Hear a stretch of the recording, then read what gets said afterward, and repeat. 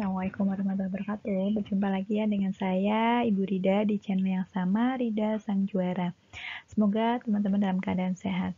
Kali ini kita masuk pada pembelajaran mata kuliah teori akuntansi di bab ketiga, ya, tentang perekayasaan pelaporan keuangan. Nah, apa saja sih sebenarnya tujuan pembelajaran? Kenapa kita mempelajari perekayasaan pelaporan keuangan? Langsung saja ya. Oke. Tujuan pembelajaran, mahasiswa diharapkan nanti dapat pertama, menjelaskan pengertian perekayasaan pelaporan keuangan dan menjelaskan langkah-langkahnya. Kemudian yang kedua, menggambarkan secara diagramatik proses perekayasaan. Kemudian yang berikutnya, menjelaskan secara ringkas proses seksama dalam menetapkan pernyataan resmi. Berikutnya, menggambarkan atau menjelaskan informasi semantik akuntansi. Ini sudah saya singgung di pertemuan sebelumnya ya.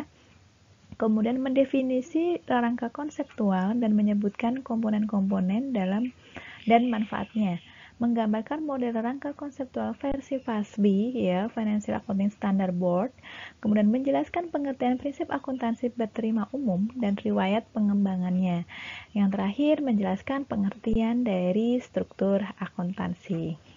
Oke. Nah, kita bahas dulu nih pelaporan keuangan. Nah, apa sih sebenarnya pelaporan keuangan? Kalau kita bisa jelaskan dengan bahasa yang singkat, pelaporan adalah bagaimana informasi akuntansi dalam suatu masyarakat ya. Dalam hal ini adalah negara, dapat diatur, disediakan, dan disampaikan untuk mencapai tujuan tertentu. Antara lain adalah terbagi menjadi sosial dan ekonomik. Nah, jadi dua tujuan ini teman-teman ya, pasti teman-teman tahu kalau kita melihat dari sisi sosial ya, namanya juga sosial. Artinya suatu korporat atau suatu perusahaan itu tidak bisa hidup sendiri ya, dia bergantung dengan pihak lain. Artinya misalkan dia contohnya saja perusahaan manufaktur, dia butuh yang namanya pasokan bahan baku ya kan dari supplier. Kemudian dia butuh tenaga kerja SDM ya kan, dia butuh yang namanya investor untuk penanam modal dan seterusnya. Nah, artinya apa? Suatu instansi atau suatu unit entitas bisnis itu dia membutuhkan bantuan dari pihak lain ya, itu untuk tujuan sosial. Kemudian kalau secara ekonomik, tujuannya apa sih tujuan ekonomik itu? Kalau ekonomik itu adalah bagaimana caranya kita bisa mengelola sumber daya. Sumber daya itu jenisnya banyak, ada sumber daya alam, ya, sumber daya manusia, uang, administrasi, dan seterusnya, teknologi ya, bisa dikelola secara efektif dan efisien gitu. Itu untuk tujuan secara ekonomik. Jadi, baik tujuan sosial maupun tujuan ekonomi ini terangkum dalam satu pelaporan keuangan. Oke.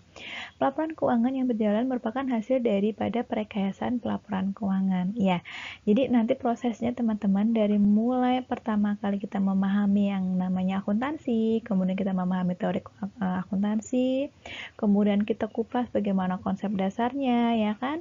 Kemudian kita lakukan pertimbangan atau adjustment melalui perekayasaan pelaporan keuangan. Nah, nanti sampai ujungnya ada kerangka konseptual, kemudian ada statement keuangan atau laporan keuangan. Nah, akan baru yang terakhir akan menjadi namanya pelaporan keuangan. Itu akan kita bahas tiap bab ya. Nanti teman-teman akan memahami sedikit demi sedikit karena kita prosesnya kan hari ini membahas tentang perekayasaannya di tahap ketiga. Nah, setelah perekayasaan ini nanti kita akan bahas tentang kerangka konseptual di bab berikutnya supaya teman-teman nanti akan lebih paham ya. Oke, pelaporan meliputi struktur dan proses betul. Untuk pelaporan keuangan sendiri itu terdiri dari struktur dan prosesnya. Struktur itu macam-macam. Struktur akuntansi nanti saya akan jelaskan di belakang. Struktur itu melibatkan ada perekayasaan, ada kerangka konseptual, ada pihak-pihak yang berkepentingan, ada auditor, ada statement keuangan. Nanti banyak itu baru namanya struktur. Nah, kemudian bagaimana prosesnya ya terhadap pihak-pihak yang berkepentingan tadi akan kaitannya dengan perekayasaan pelaporan yang dibuat. Itu nanti kita akan bahas. Oke. Berikutnya, nah, kita masuk kepada statement keuangan. Kalau saya berbicara statement keuangan, itu artinya laporan keuangan ya kawan-kawan ya. Statement keuangan merupakan media utama atau ciri daripada utama ciri utama daripada pelaporan keuangan ya. Prinsip akuntansi berterima umum PABU ya, disingkat PABU, terutama terdiri dari ada standar akuntansi. Nah, PABU sendiri itu sebenarnya apa sih? PABU sendiri itu adalah suatu standar atau suatu prinsip ya, yang isinya apa sih yang digunakan? Isinya itu digunakan untuk membentuk ini nih teman-teman, bentuk, isi, dan susunan statement keuangan. Jadi prinsip yang harus dipenuhi oleh pembuat standar ya. Prinsip yang harus dipenuhi manakala kita membuat tadi yang membuat standar akuntansi bukan kita ya, tapi pihak-pihak yang berwenang. Nah, pada saat membuat membuat laporan keuangan nih, contohnya saja, kita tahu bahwa laporan keuangan itu ada standarnya ya, yang dibuat oleh IAI. Nah, standar laporan keuangan tersebut itu memiliki standar akuntansi. Nah, di mana standar akuntansinya dia harus memiliki prinsip PABU. Nah, prinsip akuntansi berterima umum. Nah, kita akan jelaskan lagi ya di next ya. Pedoman resmi yang membentuk PABU ditetapkan dengan cara seksama. Ini juga untuk dulu prosesnya, nanti akan kita lanjut, ada penjelasannya di belakang. Oke, lanjut. Nah, sekarang kita bahas dulu nih sesuai dengan topik hari ini, perekayasaan pelaporan keuangan. Dari definisi sendiri, apa sih sebenarnya perekayasaan pelaporan keuangan ya? Proses pemikiran logis dan objektif untuk membangun suatu struktur yang tadi saya sudah jelaskan apa saja dari isi struktur ya, dan mekanisme pelaporan keuangan, mekanisme pelaporannya dalam suatu negara untuk menunjang pencapaian tujuan negara. Tadi ada sosial dan ekonominya. Perekayasaan melibatkan pemilihan dan pertimbangan ideologi, teori, konsep dasar, dan teknologi yang tersedia secara praktis dan teoritis dengan menggunakan pertimbangan faktor lingkungan negara. Iya, betul. Jadi jadi gini ya teman-teman, bukan berarti perekayasaan itu adalah memanipulasi laporan atau angka-angka yang ada di dalam laporan keuangan, tidak. Perekayasaan di sini adalah perubahan ya, maksudnya merekayasa konsep, metode ya, atau mungkin teknologi ya, berdasarkan ideologi atau penilaian logis dari hasil assumption daripada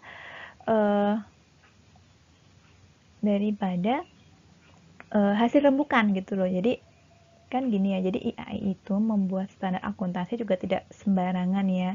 Itu butuh yang namanya riset, butuh yang namanya R&D, butuh yang namanya jajak pendapat, butuh namanya hasil pengalaman dari beberapa ahli, butuh yang namanya memvalidasi tentang kebenaran dari pengalaman praktek yang sudah ada, butuh yang namanya trainer, butuh yang namanya studi banding. Banyak sekali ya kan, itu tidak mudah untuk membuat standar akuntansi. Nah, standar itu pun dibuat menggunakan penilaian logis yang kemarin ya, ada reasoning. Nah, butuh penilaian logis ya, makanya ini kan katakan dia proses pemikiran logis dan objektif untuk menghasilkan apa? Sebenarnya tujuan perekayasaan ini adalah untuk menghasilkan kerangka konseptual yang nantinya akan dibuat untuk sebagai dasar dalam membuat laporan keuangan.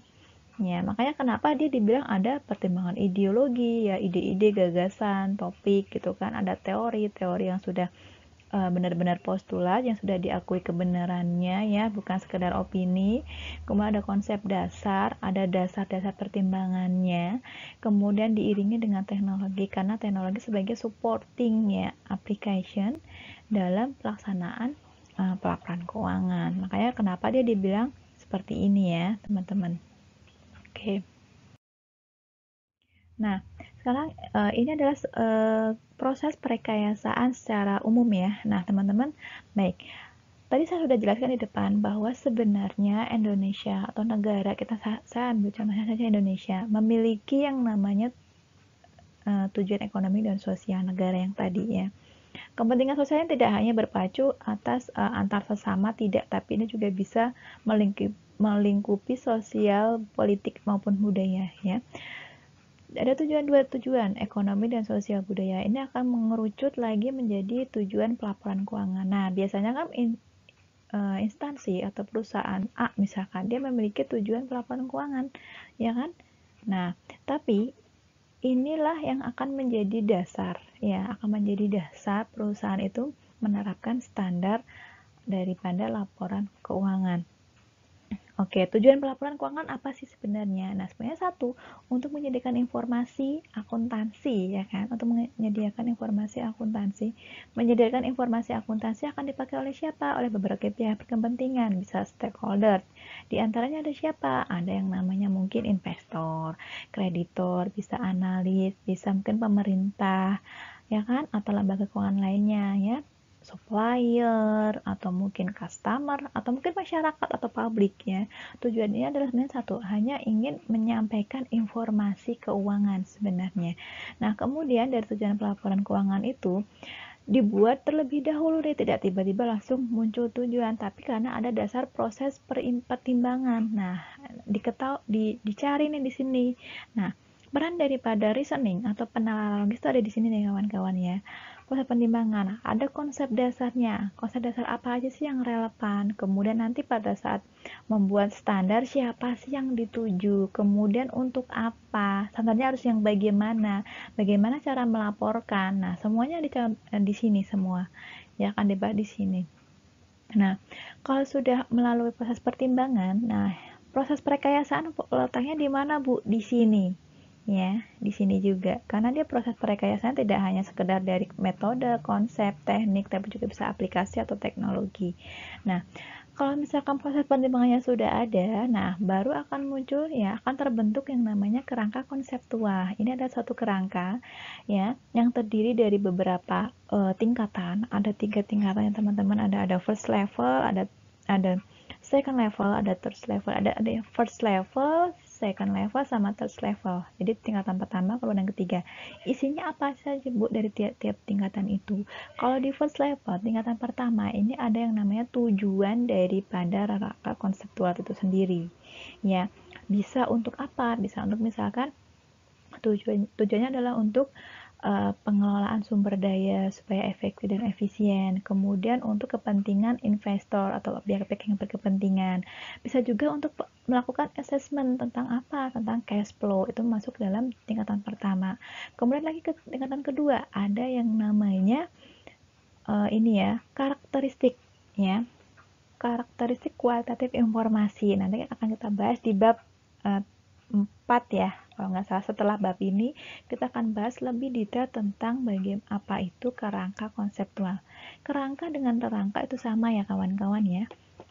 Nah, di tingkatan kedua atau second level itu ada 2 bagian. Yang pertama adalah karakteristik kualitatif informasi. Isinya macam-macam nih. Ada yang namanya relevan, ada yang namanya ada keterpautan, ada nilai prediktif, dan seterusnya. Nanti banyak yang akan kita kupas lebih lengkap di bab berikutnya.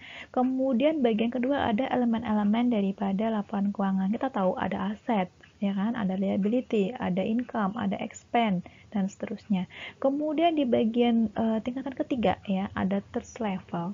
Third level itu ada yang namanya bagaimana kita melihat daripada constraint, kendala, ada biaya, ada cost benefit, ya kan.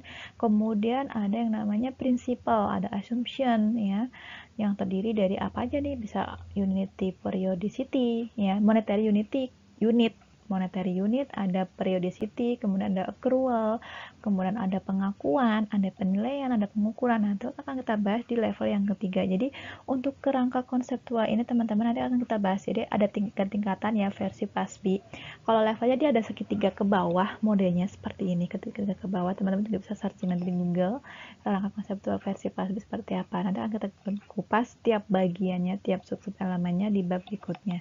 Oke. Nah, kalau misalkan kerangka konseptual itu sudah terbentuk, nah akan menjadi yang namanya media pelaporan. Media pelaporan tidak hanya laporan keuangan saja, tapi juga bisa misalkan hasil daripada seminar, kemudian bisa dari buletin teknis, ya, bisa jadi catatan atas laporan keuangan. Media pelaporan banyak ya. Kalau kita lihat dari jenis-jenis laporan keuangan, kita ada yang namanya neraca atau laporan posisi keuangan, ada laporan laba rugi, ada Ada cash flow, ya kan, arus kas, laporan perubahan modal, ya kan, dan CALK. Itu juga bagian daripada media pelaporan. Nah, terbentuklah yang namanya yang terakhir ya, kalau semuanya sudah ada dan sudah lengkap, baru nama terbentuk informasi akuntansi. Jadi, ini adalah bagian atau gambaran secara garis besar ya daripada proses perekayasaan. Tahapannya seperti ini ya. Oke. Kemudian dari hasil rekayasa yang tadi ya, didokumentasi dalam bentuk apa? Kerangka konseptual atau konseptual framework yang dianalogi fungsinya seperti konstitusi. Maksudnya di sini adalah kalau tadi kita sudah membuat yang namanya proses pertimbangan yang di dalamnya ada ada perekayasaan pelaporan keuangan. Nah, akan terbentuk yang namanya rangka konseptual. Nah, rangka konseptual ini yang akan dijadikan dasar sebagai atau dipersamakan dengan konstitusi. Jadi seperti peraturan undang-undang sebagai suatu ketentuan ya, perundang-perundangan. Sama halnya seperti undang-undang. Nah, itu makanya kenapa rangka konseptual itu diibaratkan seperti konstitusi. Jadi emang harus dipatuhi ya. Kemudian berikutnya langkah-langkah perekayasaan. Nah, ini tadi yang saya udah singgung di depan, ada yang namanya due process-nya. Jadi langkahnya teman-teman ada beberapa langkah ya. Di sini ada 8 langkah yang dibahas.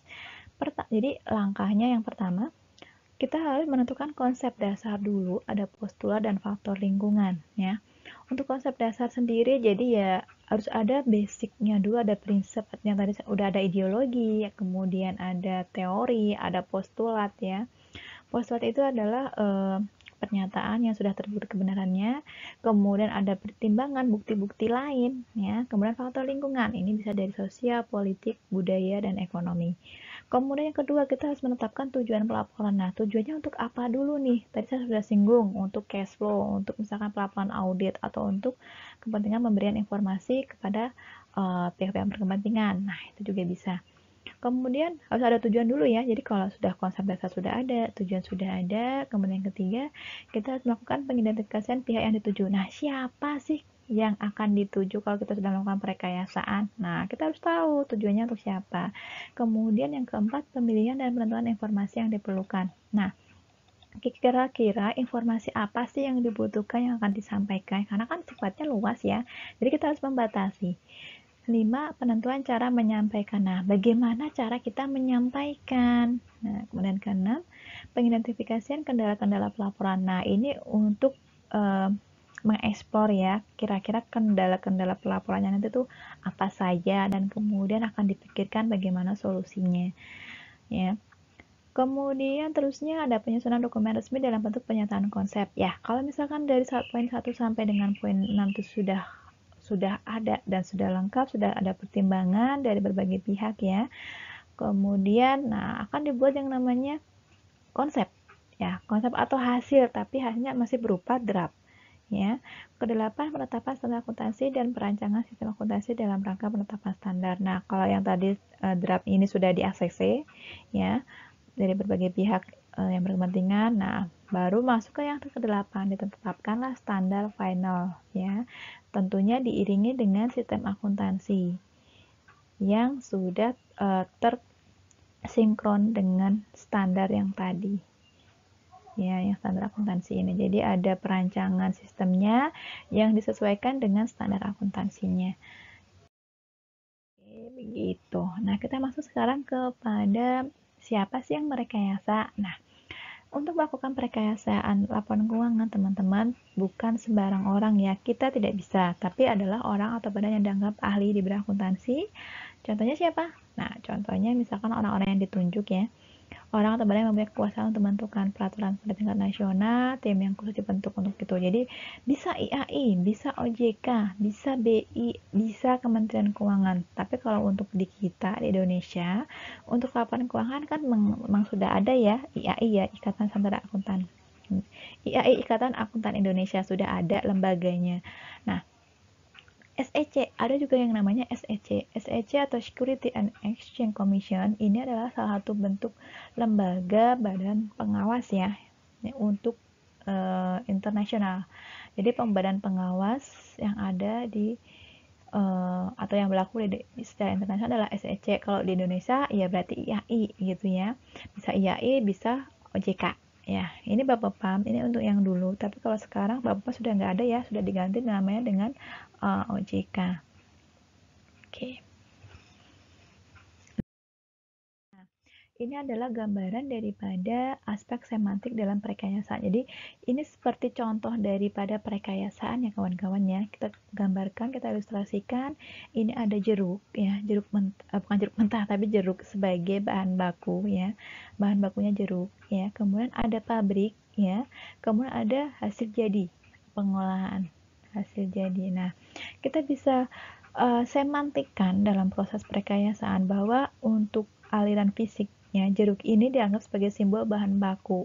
Nah, untuk pengukuran elemennya bagaimana? Nah, dianggap sebagai cost karena jeruk ini juga bagian dari biaya ya, cost. Nah, kemudian pada saat jeruk ini diolah ya, dia pasti membutuhkan yang namanya kas ya kan, membutuhkan namanya mesin, tenaga kerja, butuh kalau misalkan butuh uang pihak ketiga ya kita bisa berutang dan seterusnya. Ini juga bagian dari kas kos, mesin kos, tenaga kerja kos, utang juga kos ya. Jadi kumpulan kos gabung di sini. Nah, pada saat jeruk diolah ya, diproses menjadi masih bahan baku, kemudian dengan perbantuan ini kemudian menjadi barang jadi, menjadi yang namanya produk ya, menjadi orange juice seperti ini juga keluar kos kan teman-teman ya di sini ya. Nah, bagaimana sih kita mengukurnya? Nah, kita bisa melihat kalau dari semantik, ini penyimbolan. Kita bisa katakan ini adalah simbol jeruk ya, ini kemudian pabrik, ini barang jadi atau produk. Nah, kita bisa hitung dari sisi nominal, ini juga ini adalah jeruk adalah cost, kemudian ini juga cost ya, produk juga cost. Nah, yang namanya tujuan perusahaan itu kan pasti yang namanya berorientasi pada profit ya. Nah, kita hitung sekarang deh dari sisi informasi. Bagaimana sih kita menghitungnya? Kita bisa melihat dari sini. Misalkan dari sisi informasi, oh totalnya dari sini doang nih, hanya 1,5 juta. Nah, pada saat diproses butuh uangnya berapa? 750, 3,5 sama 2,5 ya. Di total kurang lebih berapa nih? 3 ya, 5, 6, 6, 7, 50. Nah, sedangkan pada saat sudah selesai di produk, nah dijual nih dengan harga 7,5. Kan nggak mungkin dong perusahaan itu dengan barang 6.750 dijual dengan barang yang sama ya, harga 6.750 nggak mungkin. Artinya dia mengambil margin ya, mengambil profit di sini, dijualnya 7,5. Nah, selisihnya adalah keuntungan yang diperoleh perusahaan. Begitu. Ini adalah contoh dari proses perkayasaan. Perkayasaannya dari sisi mana, Bu? Nah, perkayasaan dari proses dia memulai dari dia membeli bahan baku sampai dengan menjadi hasil produk. Karena semua aktivitasnya adalah dia cost. Gitu. Dia juga mengandalkan yang namanya sistem informasi untuk bisa dinominalkan. Nah, ini juga bagian sederhana daripada proses perkayasaan. Oke, ini adalah proses sama yang tadi saya sudah singgung di depan. Kenapa sih perkayasaan itu harus dilakukan dengan sesama? Jadi nggak mudah ya, nggak gampang juga, karena dia adalah orang-orang yang ahli di bidang akuntansi. Ya, bisa orang akuntan juga bisa ya. Oke. Nah, pertama langkahnya adalah kita harus melakukan yang namanya evaluasi masalah. Kita harus tahu dulu problemnya apa. Kemudian yang berikutnya kita harus melakukan riset dan analisis. Nah, perlu riset ya teman-teman karena tidak mudah. Kemudian yang ketiga ada diskusi dan penyusunan memorandum diskusi. Nah, jadi kita harus mengumpulkan pihak-pihak yang kompeten ya, dibahas bersama seperti rapat atau meeting seperti itu. Kemudian disusunlah memorandum diskusinya. Kemudian yang keempat, dilakukan yang namanya pendapat. Nah, adu pendapat atau mungkin bisa dari sharing pendapat. Nah, kemudian yang kelima, diskusi dan pertimbangan terhadap dengan pendapat. Nah, pendapat-pendapat ini akan dianalisis ya, mana yang sekiranya bagus akan diadopsi. Keenam, penerbitan draft. Nah, kalau sudah semua ketemu tuh yang namanya konsep ya, konsep atau draft. Nah, teman-teman biasanya kalau misalkan melihat PSAK kan ada exposure draft. Itu artinya apa? Itu adalah PSAK yang belum difinalkan ya, belum disahkan, masih draft ya. Kemudian nomor 7 ada analisis dan pertimbangan atas tanggapan. Nah, setelah ada draft yang tadi di nomor 6, teman-teman juga harus melakukan yang namanya review atau pertimbangan dari berbagai pihak terhadap tanggapan dari draft ini. Kira-kira ini layak tidak, sesuai tidak, bisa dipakai atau enggak, relevan atau tidak, begitu. Kedelapan, ada yang namanya keputusan untuk menerbitkan pernyataan. Nah, kalau misalkan sudah oke semua, bisa diterbitkan ya hasil draft yang tadi. Dan yang 9 disahkan, kemudian diekspos atau diterbitkan. Itu adalah proses daripada proses rekaman daripada pelaporan perekayasan pelaporan keuangan. Oke, kita masuk sekarang kepada semantik akuntansi ya. Informasi semantik akuntansi ini adalah gambaran saja dinyatakan dalam bentuk statement keuangan, di mana bahwa semantik akuntansi itu dihubungkan dengan berbagai cost yang ada. Seperti tadi gambaran yang tadi itu ya, ada jeruk kan juga cost kan, dia bagian dari kumpulan-kumpulan cost yang saling berhubungan dan berkaitan. Nah, ini dilihat daripada ukurannya, karena kan beda-beda ya. Kalau misalkan tenaga kerja, kita harus bayar berapa nih, kemudian mesin, kita membutuhkan berapa mesin, berapa unit, berapa harga, ya kan. Nah, itu semua saling berhubungan nih teman-teman. Cost dari mulai barang masuk, ya, bahan baku, kemudian proses, sampai barang jadi, kemudian distribusikan, kita kembali lagi menerima pengembalian uang atau returnnya, itu adalah simbol daripada informasi semantik akuntansi. Jadi dia melibatkan ukuran size dan hubungan atau relationship antar objek akuntansi. Gitu. Oke, kita masuk pada, nah ini kita sedikit singgung ya untuk rangka konseptual, tapi untuk lebih detailnya akan dibahas di bab berikutnya. Rangka konseptual versi FASB. Nah, apa sih rangka konseptual itu sendiri, teman-teman? Oke, beberapa tujuan dalam hal mendasar yang sering berkaitan yang membentuk suatu sistem atau kerangka atau rangka terpadu yang melandasi penyusunan standar akuntansi yang konsisten dan yang menetapkan sifat, fungsi, dan keterbatasan pelaporan keuangan dan standar statement keuangan. Nah, jadi rangka konseptual itu yang sifatnya segitiga tadi ya. Sudah saya bilang ada first level, second level, sama third level, dan ada bagian tiap tingkatan itu harus dibuat secara konsisten ya, dan dia menjelaskan atau menetapkan sifat, fungsi, dan keterbatasan. Jadi skupnya juga nggak luas ya, semua dibatasi, ditentukan, semuanya ada di rangka konseptual. Jadi membuat laporan keuangan harus mengikuti standar dan prinsip akuntansi yang ada di kerangka. Seperti apa kerangkanya? Seperti ini. Jadi ada batasannya gitu. Oke. Sasarannya siapa? Nah, untuk melayani kepentingan publik dengan menyediakan struktur dan haluan pelaporan akuntansi dan keuangan untuk memfasilitasi penyediaan informasi keuangan dan yang berkaitan secara objektif yang bermanfaat dalam membantu bekerjanya pasar modal dan lainnya secara efisien dalam rangka alokasi sumber ekonomi atau langkah dalam perekonomian masyarakat atau negara.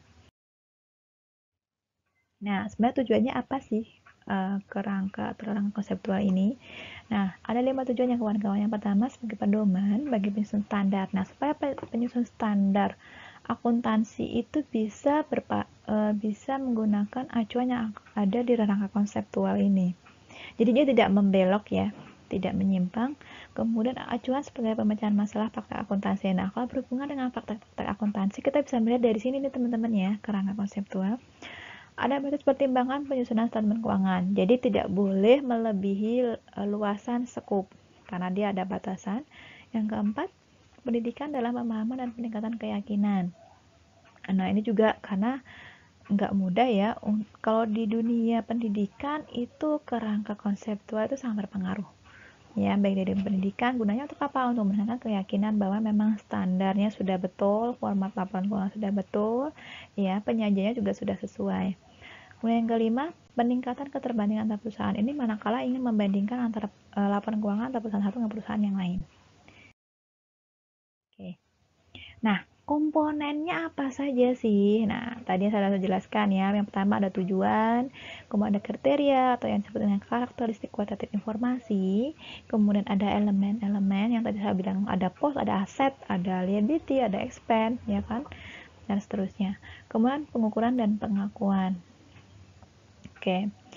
Tiap komponen dinyatakan dalam bentuk penyataan konsep. Ya, jadi setiap komponen ya yang ada di sini itu dinyatakan dalam SFAC ya teman-teman, atau Statement of Financial Accounting Concept. Nah, ini adalah rangka konseptual sebagai sistem terpadu atau coherent system. Nah, ini tadi kita sudah kupas ya, tujuan pelaporan keuangannya tadi ya, ada 3. Yang pertama adalah untuk memberikan informasi kepada pihak yang berkepentingan, bisa investor ya kan, bisa kreditur, bisa pemerintah, dan seterusnya. Kemudian untuk melihat atau assessment cash flow ya. Kemudian yang terakhir adalah untuk pengelolaan sumber daya secara efektif dan efisien. Nah, kriteria kualitas informasi ini macam-macam ya.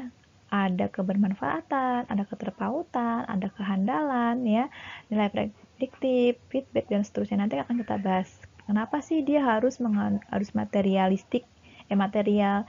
Kenapa dia sih harus handal laporan keuangan itu? Kenapa sih dia harus memiliki nilai prediktif dan seterusnya? Nanti kita ada. Ini banyak sekali juga cakupannya. Kemudian ada pengukuran dan pengakuan. Nah, kalau kita berbicara pengukuran itu kan berapa sih rupiah yang harus melekat pada suatu objek ya, atau suatu transaksi. Misalkan kita beli meja. Nah, berapa sih nilainya yang melekat di meja? Meja itu kan tidak hanya sekedar kayu, tidak hanya sekedar paku, tidak hanya sekedar mungkin papan ya kan. Jadi dari proses pembuatan kayu ya kan, dari kayu, kemudian kayu dibentuk ya kan, digergaji, dibor, dipasang paku, pakai palu dan seterusnya. Nah, itu total lah nih hasil meja akhirnya harganya segini. Nah, itu namanya kita dapat mengukur. Ya, jadi berapa rupiah kah yang melekat pada suatu objek, itu pengukuran. Nah, kemudian kalau pengakuan di sini berapa, kalau katanya ini berarti rupiah yang tadi, misalkan kita katakan mejanya harganya 100.000, berarti 100.000 itu kita masukkan ke laporan keuangan ke pos. Nah, di mana nanti 100.000 akan mempengaruhi akumulasi dari pos-pos yang ada. Bener nggak kalau kita masukkan, misalkan nih kita membeli sama tidak membeli itu beda ya kan, kita membeli meja 100.000, kita masukkan ke laporan keuangan, otomatis akan berkurang kan modalnya, bener nggak? Jadi dia akan mempengaruhi, itu namanya pengakuan. Oke. Nah, kondisinya untuk pengukuran dan pengakuan itu misalkan dia memiliki kriteria ya, dia akan masuk kepada elemen-elemen statement keuangan yang tadi ada aset, ada liability, ada modal, ya kan, ada expense, biaya, ada income, pendapatan, dan seterusnya. Nah, elemen-elemen tersebut atau akun-akun pos tersebut akan membentuk yang namanya statement keuangan yang disebut dengan laporan keuangan yang biasa kita lihat ya. Jadi memang ada prosesnya teman-teman ya, dia harus ada tujuan dulu, harus ada kriteria kualitas informasi, diukur dan diakui dulu, kemudian dia harus ada elemen pos, baru ada yang namanya laporan keuangan.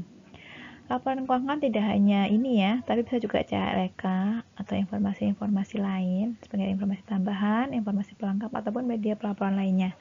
Itu juga merupakan statement keuangan ya. Nah, kalau misalkan tidak, ya dia bisa dilihat nih apakah dia finansial atau tidak. Kalau yang non finansial, dia tetap merujuknya kepada ini ya, sama baik finansial maupun non finansial. Jadi ini gambarnya seperti ini karena dia masing-masing semuanya akan menghasilkan statement keuangan. Ya, entah itu yang diukur adalah yang berhubungan dengan finansial atau yang tidak. Oke, itu adalah rangka konseptual sebagai sistem terpadu. Nah, kalau kita lihat dari sisi pendidikan ya teman-teman, rangka konseptual versi FASB itu dikatakan lebih unggul nih daripada rangka IASC ya. Kenapa? Nah, ini kita perlu tahu. Yang pertama, RK FASB itu menyatakan basis for conclusion atau background information yang berisi deskripsi, argumen, dan penalaran yang rinci untuk setiap konsep yang dipilih. Jadi dia sifatnya lebih full ya, atau lebih lengkap daripada yang versi IASC. Kemudian yang berikutnya, RK FASB ini mendeskripsi faktor lingkungan yang menjadi basis pengembangannya sehingga cukup tepat sebagai model atau teknologi yang dapat dicontoh.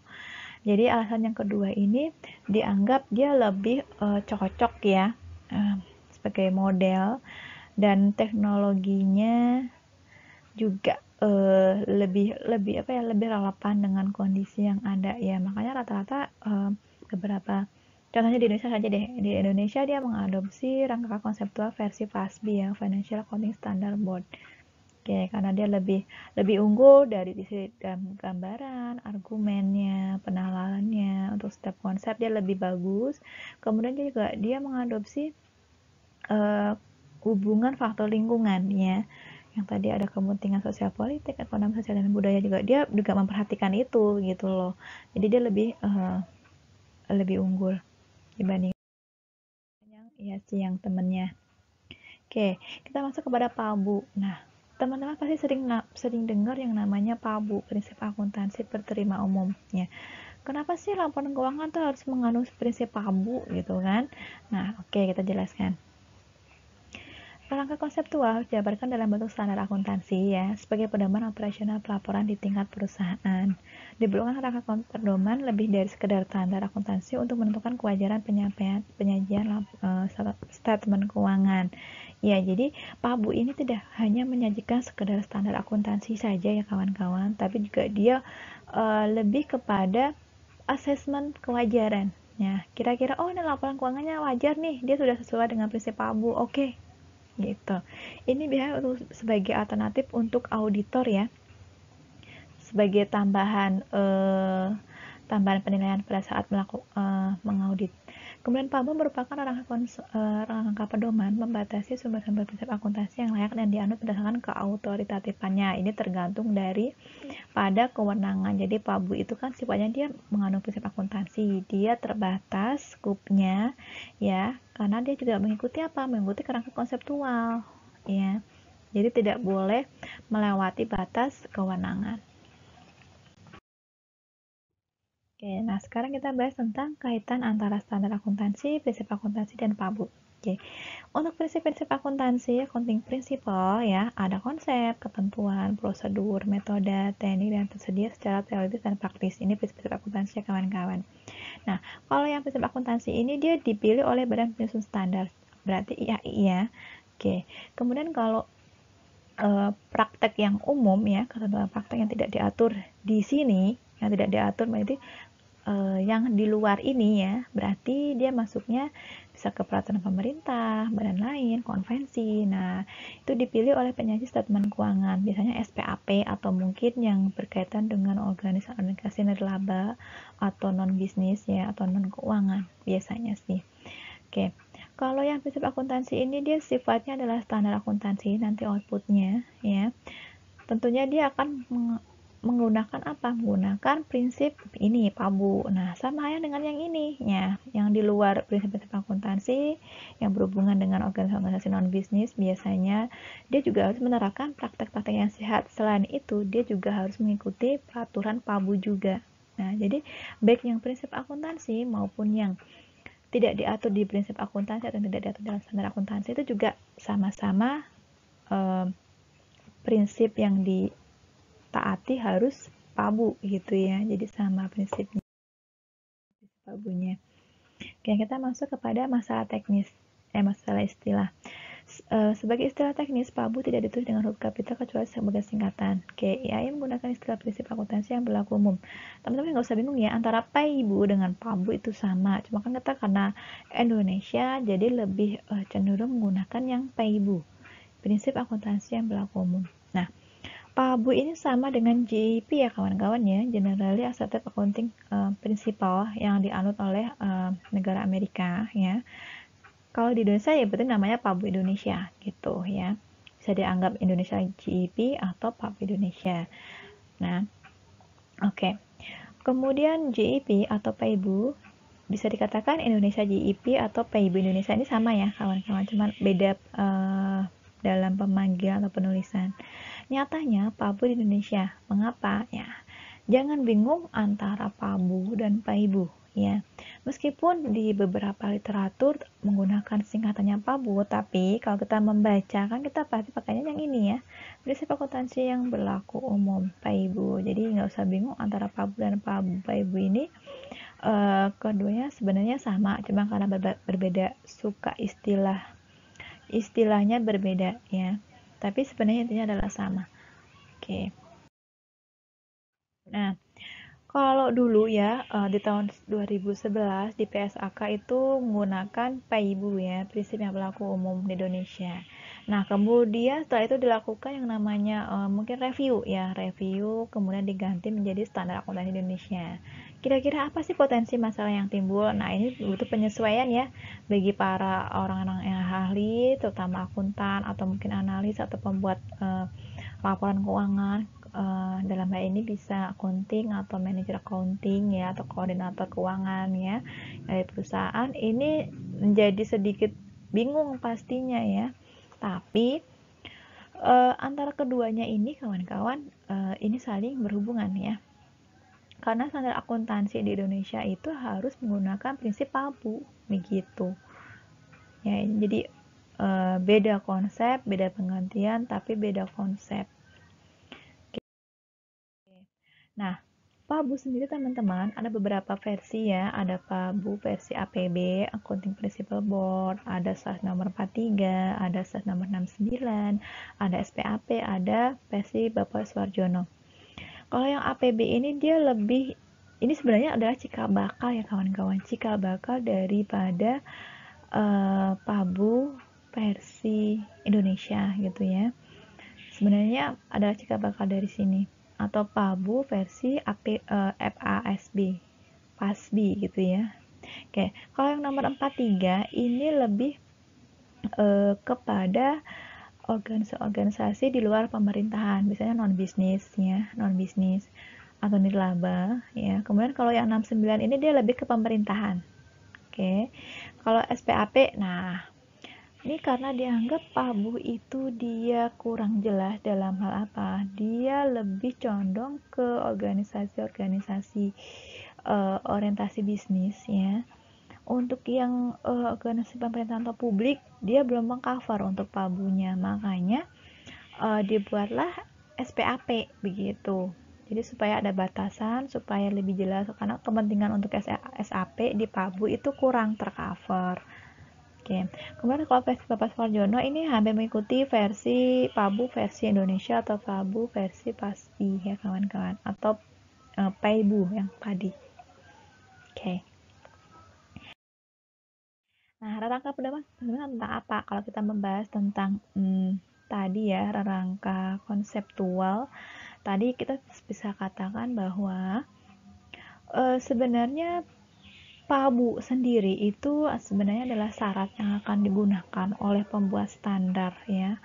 Manakala dia akan membuat standar akuntansi, dia harus menerapkan prinsip akuntansi yang berterima umum, yang berlaku umum ya. Kemudian untuk pengukurannya dia harus melihat berapa sih nominal angka yang harus dilekatkan pada satu objek yang tadi. Kemudian harus diakui bagaimana pada saat dia dimasukkan ke dalam pos laporan keuangan dia akan berdampak seperti apa. Itu pengakuan.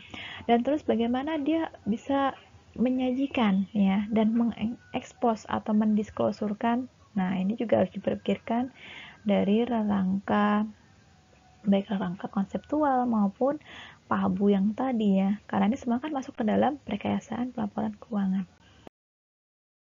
Oke, nah teman-teman ini yang paling terpenting ya, struktur akuntansi. Jadi kita bisa mengatakan struktur akuntansi komponennya ada proses perkayasaan, ada rangka konseptual, ada PABU dan pihak-pihak yang berkepentingan. Nah, perlu diingat ya.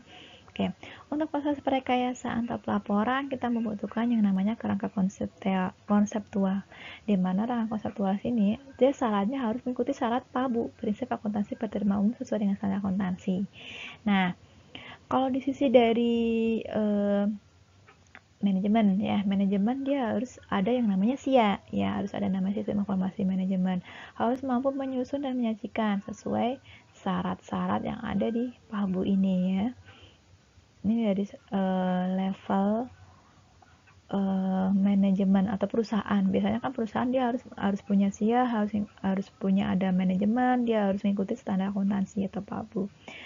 Nah, perusahaan tersebut biasanya nanti kan kalau misalkan dia sudah membuat laporan keuangan, dia akan diaudit kan ya kawan-kawan ya. Oke, laporan sudah jadi, dia akan melalui proses audit. Jadi statement keuangannya akan melalui proses audit. Nah, Kalau misalkan sudah keluar nih hasil laporan auditor independen, nah tujuannya untuk apa nih? Sebenarnya kan tujuannya untuk investor kan, bisa kreditur, pemerintah, pelanggan, dan masyarakat, untuk pihak. Jadi informasi yang dia sajikan itu akan dipakai oleh pihak-pihak berkepentingan. Nah, sebagai feedbacknya nanti ya, nah sebagai feedbacknya dari investor, dari pihak-pihak yang ada di sini, nah dia akan melihat nih kira-kira ada kesamaan interpretasi nggak ya terhadap pesan yang dibuat oleh si manajemen dengan si pihak stakeholder di sini. Nah, kalau misalkan sama, berarti tujuan pelaporan keuangan akan tercapai. Tapi misalkan tidak ada yang miss, biasanya kan akan didiskusikan, gitu. Kemudian dari pihak auditor sendiri, biasanya dia akan mengaudit apakah laporan keuangan menyajikan secara wajar. Nah, dari perusahaan ini tadi kan dia membuat laporan keuangan, diaudit ya. Syaratnya apa? Syaratnya juga kertas kerja auditor juga harus memenuhi STA-PBU. Artinya standar auditnya juga harus berterima umum, kawan-kawan. Disingkat STA-PBU ya. Nah, endingnya nanti laporan si audit akan melakukan audit, dan hasilnya adalah laporan auditor atau laporan auditor independen sih biasanya. Nah, kalau untuk kepentingan stakeholder sendiri, maka akan menganalisis dan menginterpretasi sesuai dengan yang disampaikan melalui statement keuangan ini. Ya. Jadi ini adalah pihak-pihak yang berkepentingan. Ini adalah proses sebenarnya teman-teman, proses struktur akuntansi yang selalu terjadi atau bisa disebut dengan siklus struktur akuntansi. Ya, karena kan jadi tiap tahun. Makanya ini buat gambaran teman-teman, ternyata struktur akuntansi itu melibatkan proses perekayasaan, kemudian rangka konseptual ya, ada proses pemikiran di situ, kita harus mengikuti standarnya. Kemudian dia prinsipnya juga harus publik, kemudian pihak-pihak kepentingan dia harus ngapain ya supaya tujuan pelaporan tercapai. Jadi memang prosesnya seperti ini. Oke. Manfaat struktur akuntansi. Nah, struktur akuntansi yang tadi itu manfaatnya buat apa teman-teman? Pertama, acuan dalam menyusun kurikulum program studi atau program pendidikan akuntansi, ini kalau di lingkup pendidikan. Kemudian acuan dalam pemilihan bidang profesi yang memerlukan akuntansi sebagai pengetahuan prasyarat, menunjukkan kedudukan auditor independen dalam kaitannya dengan tanggung jawab manajemen untuk menyusun statement keuangan. Oke. Nah, cukup ya? Oke. Sekarang saya akan berikan untuk keywordnya untuk pertemuan hari ini. Teman-teman, keywordnya adalah hashtag pelaporan keuangan ya, 01 untuk kelas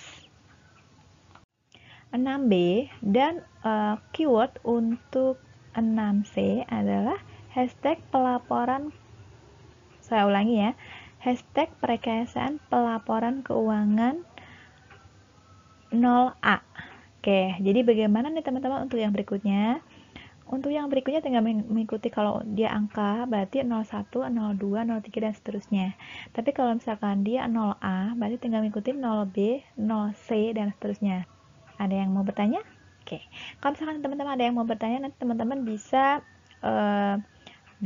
kelas ya, ketemu dengan saya juga boleh. Oke, itu saja dari saya ya. Pembelajar sejati tidak belajar dengan SKS, sistem kebut semalam. Mohon maaf apabila ada kata-kata saya yang kurang berkenan, agak-agak belibet ya. Saya akhiri untuk perkuliahan mata kuliah teori akuntansi hari ini. Wabillahi taufiq wal hidayah. Wassalamualaikum warahmatullahi wabarakatuh. Dadah.